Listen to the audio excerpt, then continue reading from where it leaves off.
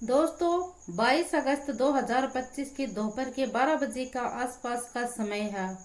और उस वक्त एक लड़का जिसकी उम्र लगभग 30 साल के आसपास होगी, उसने पैरों में तो हवाई चप्पल पहन रखी थी और ब्लैक रंग की पैंट और सफेद रंग की टी शर्ट पहन रखी थी। उसके उल्टे हाथ में यानी कि लेफ्ट राइट हैंड में उसके एक थैला लगा रहा हुआ है और राइट हैंड में उसके कुछ कागज थे। वह कागज लेकर चला जा रहा था। और वहां पर कुछ पुलिस कर्मचारी भी थे। वह महिला थी पुलिस कर्मचारी, वह उसे पीछे से देखती है और देखने के बाद उन्हें ऐसा लगता है कि यह कोई फरियादी आया है। और वह जो व्यक्ति है वह सीधा लखीमपुर के जो डीएम ऑफिस है उसमें पहुंच जाता है। और ये जहां पर पहुंचता है वहां पर बड़ी संख्या में अधिकारी थे, वह बैठे हुए थे। यहाँ पर चाहे तो सीडीओ हो चाहे एसडीएम हो या बड़े बड़े अधिकारी यहाँ पर बैठे हुए थे। इसी बीच में किसी की नजर पड़ जाती है। किसी की नजर उस व्यक्ति के ऊपर पड़ी। फिर उसने कहा कि क्या बात है भैया, कोई काम है क्या? तो उसके हाथ में जो थैला था उसमें उसने कहा कि ये जो थैला है, इस थैले में मेरे बेटे की लाश है और यही लेकर मैं आपके पास आया हूँ। और वह व्यक्ति उन कर्मचारियों के आगे रोते हुए बिलखते हुए सिर्फ एक ही बात कहता है कि साहब, मैं अपने बच्चे को जिंदा कराना चाहता हूँ, आप मेरे बच्चे को जिंदा कर दीजिए। और वह व्यक्ति यह बातें बहुत धीरे धीरे उन्हें बता रहा था। लेकिन जैसे ही वह व्यक्ति अपनी बातें बताता तो उस जो ऑफिस थी उसमें पूरी में सन्नाटा सा छा जाता है। और उसकी आवाज थी जो दूर कर्मचारी बैठे हुए थे उस तक भी पहुंच जाती है। और वह व्यक्ति है वह कर्मचारियों के आगे रोता हुआ बिलखता हुआ कहता है कि साहब, मेरी जो पत्नी है वह हॉस्पिटल में एडमिट है और मेरी पत्नी ने पूछा था कि मुझसे कि अब बच्चा कैसा है। तो मैंने मेरी पत्नी से कहा कि बच्चा अभी ठीक है, बच्चा मशीन में है, लेकिन बच्चा है वह तो मर चुका है। उसे तो मैं बैग में थैले में डाले हुए घूम रहा हूँ। आप कैसे भी कर इस बच्चे को जिंदा कर दीजिए। वो फिर यहाँ पर पहले से तो जो अधिकारी बैठे हुए थे वह एकदम शांत माहौल से बैठे हुए थे। लेकिन जैसे ही इस व्यक्ति की बात सुनते हैं तो वह एकदम से यहाँ पर हड़कंप मच जाता है, जैसे कि कोई भूचाल सा आ जाता है। और यह व्यक्ति सिर्फ एक ही गुहार करता है कि आप देख लीजिए, चाहे लाश इसी बैग के अंदर है। और फिर आखिरकार हर जो कर्मचारी है वह सोचने पर मजबूर हो जाता है कि दरअसल यह व्यक्ति है यह अपने ही बेटे की जो डेड बॉडी है, लाश है, उसको लेकर बैग में क्यों घूम रहा है।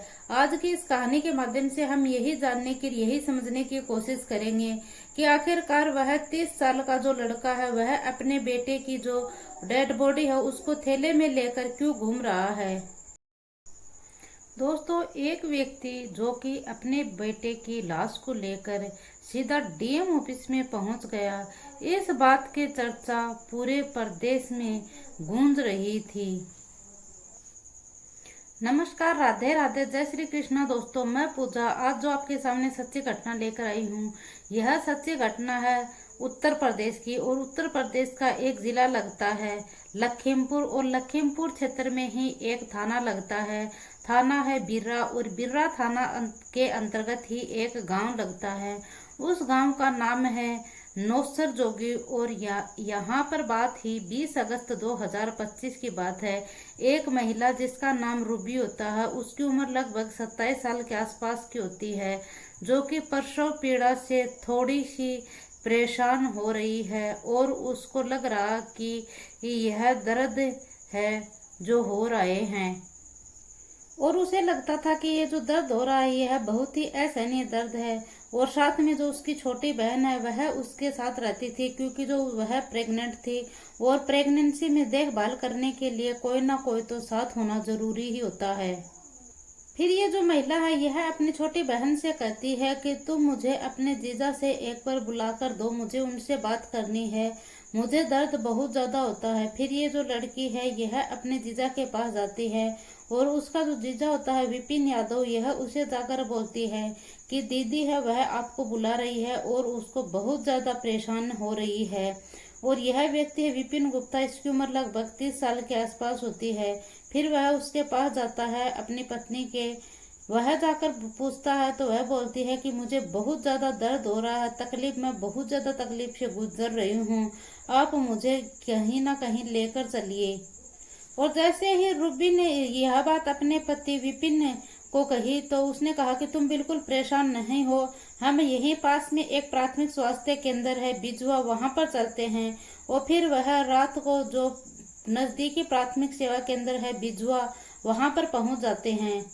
और फिर जैसे ही वहां पर प्राथमिक सेवा केंद्र के ऊपर डॉक्टरों को पता चलता है तो डॉक्टरों की टीम वहां पर आती है। जैसे ही डॉक्टरों की टीम वहां पर आती है तो वह आकर देखते हैं। देखने के बाद वह लोग कहते हैं कि शायद अभी इसकी जो डिलीवरी है वह अभी नहीं होने वाली है, आप ऐसा करो कि हम यहाँ से रेफर कर देते हैं और आप इसे जिला अस्पताल में लेकर जाइए।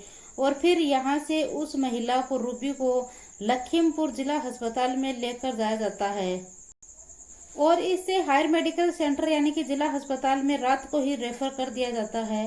फिर ये जो विपिन है यह अपनी पत्नी को लेकर और उनके घर में कुछ और महिलाएं होती हैं उनको लेकर साथ में वह अपनी जो पत्नी है रूबी उसका इलाज कराने के लिए वह जिला अस्पताल में पहुंच जाता है। और जो राजकीय जिला अस्पताल है, सरकारी अस्पताल में उसको एडमिट करवा दिया जाता है। और एडमिट करवाने के बाद, लेकिन भर्ती करवाने के बाद भी रूबी का जो पेन था वह कुछ कम नहीं हो रहा था, उसकी तकलीफ थी वह बहुत ज़्यादा बढ़ती ही जा रही है। लेकिन जो रूबी की बहन है आशा, वह छोटी, वह जो आशा होती है गांव में आशा और उसका नाम होता है दीपा, उससे कार्यकर्ता से कहती है, एक कार्यकर्ता होती है और आशा का नाम दीपा होती है, उनसे कहती है कि दीदी आप ही कोई रास्ता बता दीजिए, मेरी दीदी है वह बहुत ज्यादा तकलीफ से गुजर रही है। फिर वह कहती है कि आपको परेशान होने की कोई जरूरत नहीं है, आप ऐसा कीजिए कि मेरे हिसाब से महबागंज में एक हॉस्पिटल है, नाम उसका है गोलाधर हॉस्पिटल, आप वहां पर चले जाइए, वहां पर ले जाकर अपनी दीदी को एडमिट करवा दीजिए। और वह कहती है कि यहाँ पर लेकर जाना और एडमिट करा देना, अगर कोई बात हो तो तुम सीधे मेरे से फोन पर बात करवा देना, मैं आगे संभाल लूंगी। और रूबी की बहन जैसे यह बात सुनती है तो वह अपने जीजा विपिन को तुरंत फोन करती है और यह अपने जीजा से फोन पर बात होने के बाद यह तुरंत वहां पर हॉस्पिटल में पहुंच जाती है। हॉस्पिटल में पहुंचने के बाद यह अपने जीजा से कहती है कि दीदी की जो तकलीफ है वह बहुत ज्यादा बढ़ती जा रही है, हमें यहाँ से दीदी को लेकर चलना चाहिए और हमें जो आशा कार्यकर्ता दीपा बता रही है उस हॉस्पिटल में ले जाकर दीदी को हमें एडमिट करवाना चाहिए। शायद यह बहन आराम नहीं मिल रहा है यहाँ पर मेरी बहन को, इसीलिए कहा जाता है कि परिवार में ना मरता है क्या, ना करता है क्या, चाहे कैसा भी गरीब से गरीब व्यक्ति हो, जब उसका परिवार वाला, घर वाला कोई दिक्कत में हो, परेशानी में हो तो वह अपना इलाज है वह किसी भी सूरत में करवा कर रहता है। और वह ऐसा नहीं सोचता कि हमारे पास पैसे कहाँ से आएंगे, कहाँ से नहीं आएंगे। लेकिन विपिन है वह भी कुछ ऐसा ही करता है, उसे भी एक उम्मीद की सी किरण है, वह जग जाती है और वह यहाँ से जो आशा कार्यकर्ता है वह कहती है, उसके कहने पर वह उस हॉस्पिटल में, गोलदारा हॉस्पिटल में जो अपनी पत्नी रूबी थी उसको लेकर जाते हैं। और फिर वहां पर वह जैसे ही इस हॉस्पिटल में पहुंचते हैं, यहाँ पर पहुंचने के बाद यहाँ पर एक तो होता है डॉक्टर हुक्मा गुप्ता और दूसरी होती है मनीष गुप्ता यहाँ पर। और ये मनीष गुप्ता और डॉक्टर हुक्मा गुप्ता यह उस मरीज को देखते हैं, रूबी को, और देखने के बाद ये कहते हैं कि आप बिल्कुल परेशान मत होइए, हम आपका इलाज है वह तुरंत शुरू करते हैं। और वह कहते हैं कि यहाँ पर लगभग 25,000 रुपए का आपका खर्चा होगा और 25,000 रुपए जमा करा दीजिए, हम आगे की जो आपकी पत्नी की ये परेशानी है वह बिल्कुल दूर कर देंगे। और फिर जैसे ही बात पैसों की आती है तो यह जो विपिन है यह डॉक्टरों से कहता है कि साहब मेरे पास फिलहाल 8,000 रुपए हैं, आप इलाज शुरू कर दीजिए, मैं बाकी के पैसों का भी इंतजाम कर दूंगा। और वह कहता है कि साहब मेरी पत्नी को बचा लीजिए, मेरी पत्नी को ठीक कर दीजिए और मैं आपके पैसे है वह मैं आपके पैसों का जल्दी से जल्दी इंतजाम करवा दूंगा। और फिर यहाँ पर विपिन है वह रिसेप्शन पर जाता है और रिसेप्शन पर जाने के बाद वह जो 8,000 रुपए थे उसके बाद वह जमा करवा देता है और वह जमा करवाने के बाद वह यहाँ पर इलाज था वह शुरू हो जाता है। और इस हॉस्पिटल में अभी तक 24 घंटे तो उनको हुए ही नहीं थे, यानी कि इनको 12 से 13 यानी कि 15 घंटे के लगभग आसपास का यहाँ पर इनको आए हुए था। और फिर जो इस हॉस्पिटल के डॉक्टर या मरीज थे वह ऐसा सोचते हैं कि इस मरीज में कुछ भी सुधार नहीं हो रहा है, इसको कैसे भी कर कर यहाँ से टकार दिया जाए।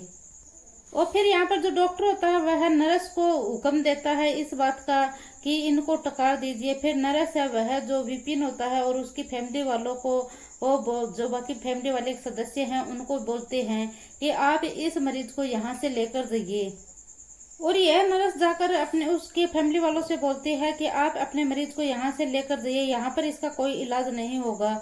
और ऐसे ही करते इनमें तू मैं हो जाती है। और जैसे ही इनकी तू मैं है कुछ ज्यादा ही कहा सुनी हो जाती है इनके बीच में। और फिर विपिन है वह गुस्सा हो जाता है और गुस्सा होकर विपिन यह बोलता है कि तुमने कल क्यों नहीं कहा, अगर तुमने कल ही कह दिया होता तो हम किसी और हॉस्पिटल में ले जाते अपनी पत्नी को। उस नर्स ने जो आदेश पीछे से सुना था वही आदेश था वह नर्स आगे जारी कर देती है। और वह नर्स ये कहती है कि मैं कुछ भी नहीं जानती, आप अपने मरीज को यहाँ से लेकर जाइए। लेकिन जो रूबी का फैमिली है, परिवार है, जो उसका पति है, वह ये सोचा कि हमें अब इनसे बहस करने से कोई फायदा नहीं है, कि जो रूबी की तबीयत थी वह दिन प्रतिदिन बिगड़ती ही जा रही थी। उन्होंने रूबी को यहाँ से निकाला और यहाँ से निकालने के बाद वह एक दूसरे हॉस्पिटल में लेकर जाते हैं। जैसे ही उसको दूसरे हॉस्पिटल में लेकर जाते हैं वहां पर डॉक्टर पहले तो विपिन को और उसके परिवार वालों के ऊपर थोड़ा गुस्सा करते हैं और कहते हैं कि तुम इतनी देर पहले कहाँ गए थे, तुम पहले नहीं लेकर आ सकते थे क्या, इस महिला की दिक्कत है वह बहुत ज्यादा बढ़ रही है। और जो उस महिला के साथ, रूबी के साथ और फैमिली वाली महिला थी, उनको भी डॉक्टर डांटता है, फटकारता है। लेकिन फिर वह पूरी कहानी सुनाते हैं। वह बताते हैं कि पहले हमें इसे स्वास्थ्य केंद्र, प्राथमिक स्वास्थ्य केंद्र लेकर गए थे, फिर हम इसे जिला अस्पताल में लेकर गए थे और फिर हम गोलादार हॉस्पिटल में लेकर गया था। तभी जो डॉक्टर था वह शायद इस बात का अंदाजा लगाते हुए बोलता है कि लगता है कि इस महिला को कोई ना कोई दवाई थी वह गलत लगी है, इसकी वजह से इस महिला का जो बच्चा है वह पेट में ही मर गया है। फिर यह बात सुनने के बाद जो विपिन था उसके तो पैरों तले की जैसे कि जमीन ही खिसक गई थी। विपिन डॉक्टर से बोलता है कि साहब मेरी पत्नी को इस बारे में पता नहीं चलना चाहिए और आप जैसे तैसे कर मेरी पत्नी की जान है वह बचा लीजिए। फिर यहाँ पर आखिरकार जो डॉक्टर थे वह इस मरे हुए बच्चे को निकाल देते हैं। निकालने के बाद ये जो बच्चा है यह विपिन को दे देते हैं और विपिन से कहते हैं कि आप इस बच्चे का जो अंतिम संस्कार है वह कर आ जाइए। और अब जो इस बीच में जो बच्चा था लेकर विपिन, और इसी बीच जो विपिन था वह उस बच्चे को लेकर जा रहा था, तो इसी बीच में जो उसकी पत्नी थी रूबी, उसकी आंख खुल जाती है। वो कहती है कि आप कहाँ जा रहे हो, वह अपने पति से पूछती है। तो वो कहता है कि जो बच्चा है वह मशीन में दे रखा है, बच्चा अभी सही है और मैं अंदर रखा दिया है मैंने बच्चे को, बच्चा अभी ठीक है। पति है यहाँ पर वह अपनी पत्नी को समझाने की कोशिश कर रहा है, लेकिन पत्नी को नहीं पता था कि जो बच्चा यहाँ पर जिसके बच्चे की जिंदा होने की बात हो रही है वह बच्चा तो उसके पेट में ही मर चुका था, वह बच्चा तो वो होने से पहले ही खत्म हो गया था।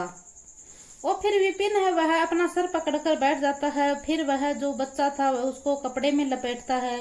कपड़े में लपेटने के बाद वह उस बच्चे को वो थैले में रख लेता है और यहाँ से जो विपिन है उसका अंतिम संस्कार करने के लिए निकल जाता है। लेकिन आगे जाकर जो विपिन है वह अपना रास्ता बदल लेता है, क्योंकि विपिन की हालत थी वह भी कुछ ऐसी ही हो जाती है। और विपिन ने हवाई चप्पल पहन रखी थी, ब्लैक कलर की पैंट पहन रखी थी और साथ में व्हाइट कलर की जो टी शर्ट थी वह पहन रखी थी। और वह अपना दर्द तकलीफ वह एक कागज पर लिखता है। लिखने के बाद उसके एक हाथ में तो वह कागज होता है और दूसरे हाथ में वह थैला होता है। वह लिए हुआ वह सीधे डीएम ऑफिस में पहुंच जाता है और वहां पर पहुंचने के बाद वह सिर्फ एक ही बात कहता है कि साहब जो ये मेरा बच्चा है आप इसको जिंदा कर दीजिए। मैं अपनी पत्नी से क्या जवाब दूंगा, मैं अपनी पत्नी को यह बता सकूं कि जो मेरा बच्चा है वह बिल्कुल ठीक है, स्वस्थ है। वहां पर मीटिंग चल रही थी और इसी बीच वह व्यक्ति है वह मीटिंग के अंदर पहुंच जाता है और वह व्यक्ति है यहाँ पर रोते हुए बिलखते हुए जो अधिकारी बैठे थे उनके सामने जो अपनी कहानी है वह बयां करता है। और यहाँ पर जो जितने भी तमाम जो जिला अधिकारी थे वह बैठे हुए थे, उनकी सभी की जो आंखें थी उस व्यक्ति को देखकर नम हो जाती हैं। और फिर यहाँ पर जो अधिकारी हैं उनकी आंखों में भी आंसू आ जाते हैं, सबकी आंखें नम हो जाती हैं। साथ ही जो सीओ है वह आदेश करता है कि अब जो यहाँ के सीएमओ है संतोष कुमार गुप्ता, उसका एसडीएम सदर होता है और साथ ही जो यह होते हैं एसडीएम अश्विनी कुमार, यह और पूरे दल बदल के साथ यह सीधे उसी गोलदार हॉस्पिटल में पहुंच जाते हैं जहां पर इसकी जांच पड़ताल करते हैं। फिर यहाँ पर जाने के बाद पता चलता है कि जो हॉस्पिटल था उसका तो अभी तक नवीनीकरण भी नहीं हुआ है और तुरंत उस हॉस्पिटल को सीज कर दिए जाते हैं और उसमें जो मरीज थे उनको जिला अस्पताल में शिफ्ट कर दिया जाता है। फिर यह जो मामला है यह डीएम तक पहुंचता है और यहाँ की जो डीएम होती है वह होती है दुर्गा शक्ति नागपाल। और दुर्गा शक्ति नागपाल ने अपने एडीएम न्यायिक अधिकारी जो अशोक कुमार अनिल कुमार रस्तोगी होते हैं उनसे कहा जाता है कि, और वह तत्काल प्रभाव से उस हॉस्पिटल में पहुंच जाते हैं जिस हॉस्पिटल में रूबी का इलाज चल रहा था। और वहां पर पहुंचने के बाद जो डीएम साहब है, महिला अधिकारी है, यह उस महिला से कहती है कि बेटी क्या तुम ठीक हो, अच्छी हो और यह फिर जो डॉक्टर है उनसे मीटिंग करती है, उन्हें कहती है कि तुम इस बच्चे का अच्छे से ख्याल रखना, अच्छे से इलाज करना और इसका जो भी रुपए पैसा होगा, खर्चा होगा, वह मैं स्वयं तुम्हें दूंगी। और अब जो होना था वह तो हो चुका था, लेकिन 7 साल के बाद इस घर में जो खुशियां थी वह आई थी, लेकिन जो खुशियां थी वह आने से पहले ही एकदम से चकनाचूर हो जाती हैं। और इसमें 7 साल पहले बेटा हुआ था और इसमें परिवार वालों का रो रो कर बुरा हाल था। और यह जो वीडियो यह सोशल मीडिया के ऊपर बहुत तेजी से वायरल होता है। और यहाँ पर चाहे यूट्यूब अकाउंट हो या फेसबुक अकाउंट हो, कोई भी अलग अलग प्लेटफॉर्म हो सोशल मीडिया का, वहां पर यह कहानी यह बहुत तेजी से वायरल होती है और अखबारों में इसकी बड़ी प्रमुखता प्रकाशित की जाती है। इलेक्ट्रॉनिक मीडिया के माध्यम से भी इसकी जो बड़ी ही प्रमुखता से इसकी जो कहानी है वह प्रदर्शित की जाती है। और फिर यह जो मामला है यह उप मुख्यमंत्री तक पहुंच जाता है, जो कि वहां का स्वास्थ्य मंत्री भी होता है। उसने जो यह मुख्यमंत्री होते हैं यह ब्रज पाठक होते हैं और यह उस आशा के खिलाफ में नोटिस जारी कर देते हैं जिस आशा के कहने पर यह इस हॉस्पिटल में पहुंचे थे। फिर उस आशा से कारण पूछा जाता है कि आखिरकार तुमने यह हॉस्पिटल क्यों चुना है।